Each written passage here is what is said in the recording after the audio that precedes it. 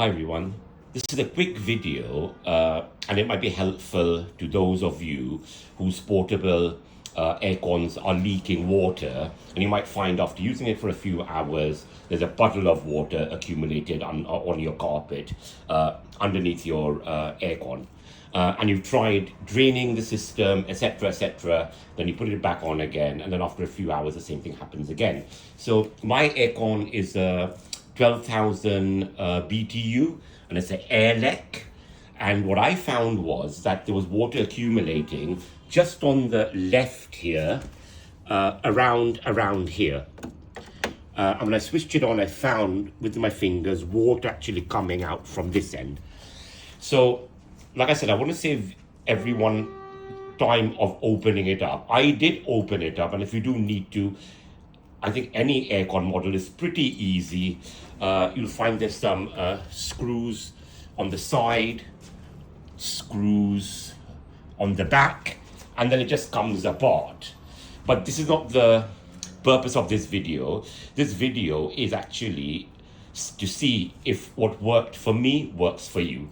So after I opened everything up, I actually started putting water into the system as if to replicate that condensation that's happening. So in this unit, you've got the, I don't know what they're called, but those metal square meshy bits, one on the top, one at the bottom.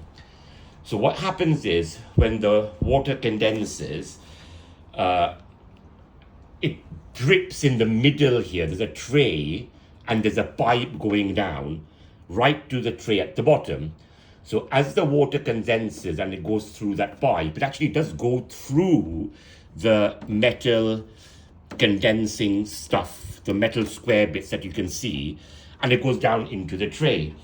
What I found is that basically, I think when the air cons are new, it's got a smooth surface to roll down on. But as it gets older, I think because of the deposits of the water, etc., it's not as smooth. So when it's traveling down, before it hits the tray, there's a lot of spluttering that's going on. And a lot of that water then escapes down the back. So if you can imagine, if that's continuously happening for a few hours, you will get wet carpet at the bottom. And there's no rocket science here. All that's required is for the unit to be tilted just a little bit towards the right.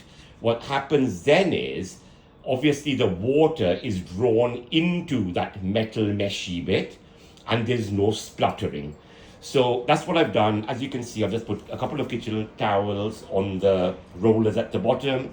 You can see here, it's just a slight tilt, nothing massive. And I've tested it now, and there is no water leaking. And I did visually look as well, and I can see from the side, you know, I took out these bits. I can see the water actually smoothly going down that condenser, the square metal bit, and problem solved.